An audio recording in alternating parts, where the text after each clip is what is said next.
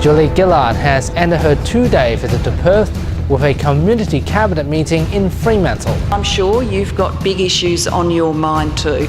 So now it's the opportunity to turn over to you. Special coverage tonight. Good evening. In other DHK news, Perth Lord Mayor defends the image of Northbridge. I always have believed Northbridge is safe. And the final ferry service from Hong Kong to Central and Wan Chai.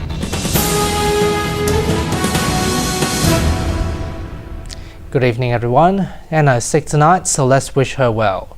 Australia Prime Minister Julia Gillard and several of her senior ministers made an appearance at the South Fremantle High School for a community cabinet meeting on Wednesday. The cabinet is an opportunity for local people to meet the members of parliament and ask them questions in an open forum. Brayden was with this report. Julia Gillard came to the community cabinet meeting with a team that included Steven Conroy, Jenny Macklin and Peter Garrett. The group managed to bypass hundreds of loud and angry protesters that filled the road out the front of the school. The protesters came with all different kinds of grievances. Some called for more action on climate change, while others called for the legalisation of same-sex marriages. Others had more localised concerns, such as the extension of the Row 8 highway in Perth. Inside the school, it was a lot more pleasant, with members of Parliament holding private consultation sessions with members of the public. Miss Gillard got a rock star reception when she finally made an appearance and took some time to get to know the locals. When the meeting began, she was greeted by local Noongar elders with their traditional song.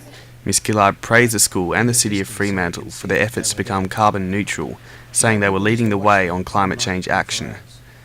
Gillard answered questions from the public on topics pertinent to the people of Fremantle, such as aged care facilities, low-income housing and sourcing labour from overseas. The evening was informative and productive, so much so that one member of the public said he wished that Parliament question time could be the same. State Opposition Leader Eric Ripper saw the lighter side of that comment. Well, it seemed popular, but question time has a particular purpose, or the opposition, if you like, to put the government under pressure.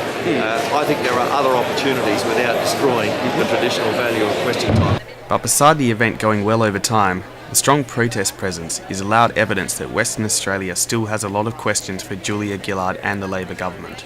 Brayden Edwards, DHK News. Federal Communication Minister Steven Conroy defends the Labor's government plan to roll out the National Broadband Network. He says the cost is well worth the money and it will offer new opportunities for Australia to develop its economy, education system and parliament.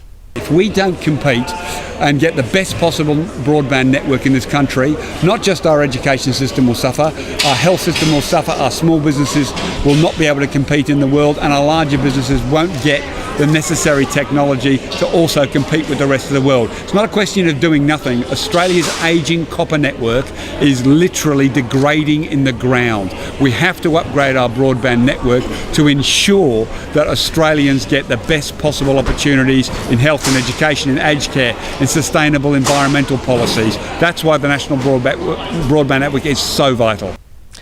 To other stories now, Northbridge was notorious for its alcohol-fueled violence, antisocial behaviour and crimes late at night.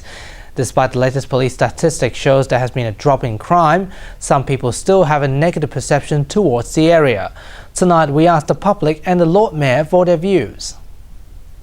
What does public think about Northbridge? It is a lot of violence in Northbridge and a violent place to go to.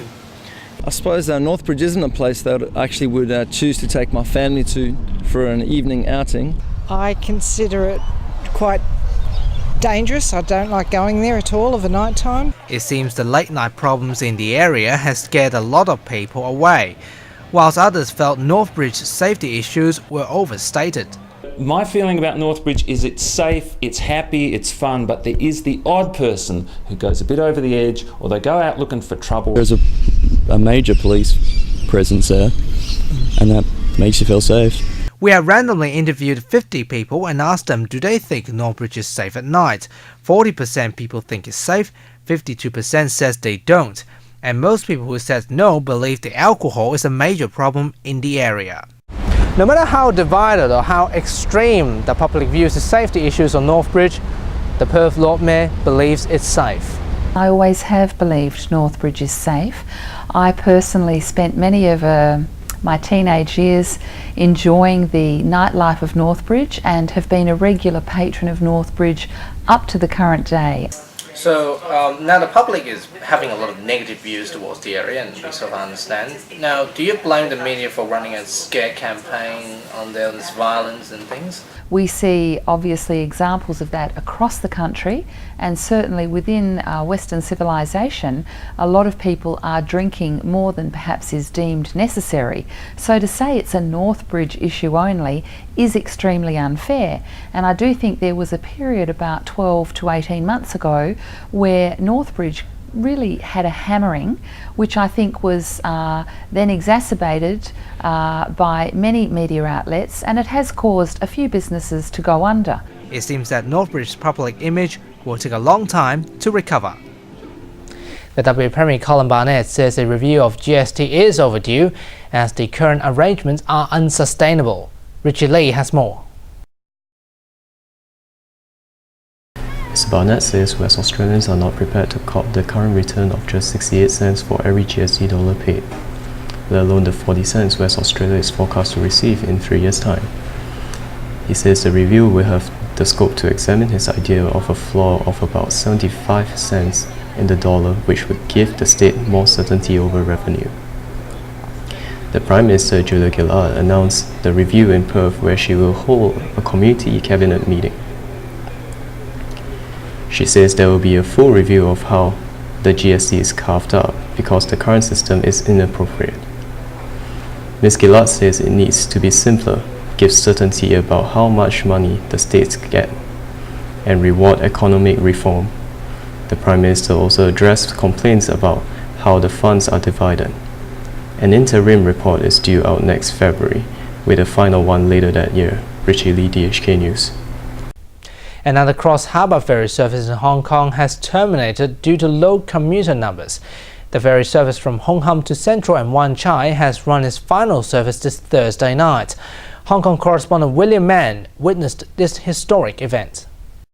Crowds have been rushing to take the last ferries from Hong Kong to Central and Wan Chai. Star Ferry is ending the services which started in the 1960s because of continued losses and dwindling passengers' numbers. The government has twice sought bidders to take up the routes but failed. For some people, the end of the service will mean longer travelling times as they switch to another mode of transport to get across the harbour. After the last ferry arrived Hong Kong, the ferry service between Hong Kong and Central and Wan Chai is going to history. William Mann, DHK News in Hong Kong.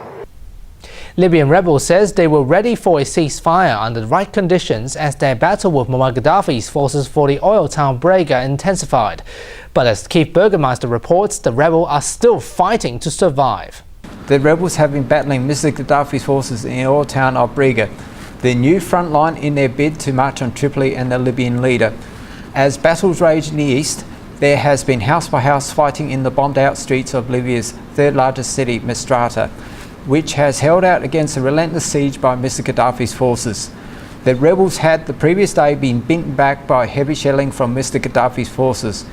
In some cases, they are only getting a few hours training as they are Libyan expatriates who came back to the country specifically to join the volunteer force, people who live in Europe and other parts of Africa. The US military's top officer, Admiral Mike Mullen, said bad weather was hampering the air campaign carried out by Western Coalition forces. Keith Burgemeister, DHK News. Sports now with Shibs Way, and India has its first chance to win the first Cricket World Cup since 1983. That's right.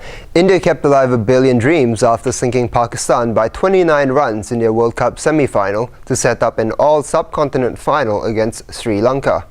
The 1983 champions posted 9 for 260 from 50 overs and then returned to bowl out their neighbours for 231 in 49.5 overs to spark jubilant celebrations at the Punjab Cricket Association Stadium in Mohali. Pakistan also made a decent start too, but losing wickets at regular intervals, thus denying them any significant partnerships, and batsmen were guilty of throwing away their wickets at the most inopportune time. The final will be played at Wankhede Stadium on the evening, East Coast time. And that's all the sports. Have a great weekend. Ivan? Thanks, mate. To the national weather, sunny in Perth and Canberra, showers in Melbourne and Hobart, windy in Sydney, thunderstorms in Brisbane and Darwin, partly cloudy in Adelaide. And that's DHK News for tonight, and will be with me in the same time next week. Good night.